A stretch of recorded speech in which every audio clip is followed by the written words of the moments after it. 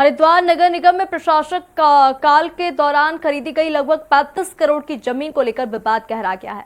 Mayor किरण जैसल ने नवंबर 2024 में circle rate पर खरीदी गई कम मार्केट वैल्यू की जमीन को लेकर कथित भ्रष्टाचार और अनियमितता के आरोप लगाए हैं।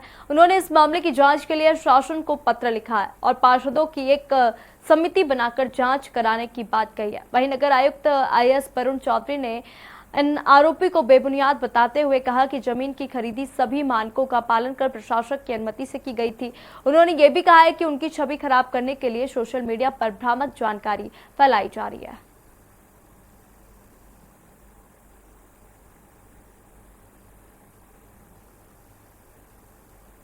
उन्होंने इसको खरीदा है ये जो हमारे सराय का जो हमारा जो वहाँ पर जमीन थी उसमें हमने कूड़े का हरिद्वार के कूड़े के लिए वहाँ पे हमने डैम्पिंग जोन बनाया था और उसकी कार में हमारे संज्ञान में मामला आया कि वह जमीन ये हमारे जो MNA साहब थे उन्होंने खरीद ली है। वो 35 बीघे जमीन थी और हम उस पर हमारे संज्ञान में जो मामला है उस पर हम कार्रवाई कर रहे हैं और निष्पक्ष जांच कर रहे हैं। अगर जो नहीं इस पे कार्रवाई होती तो हमें चाहे न्यायालय जाना पड़े तो हम न्यायालय जाएंगे।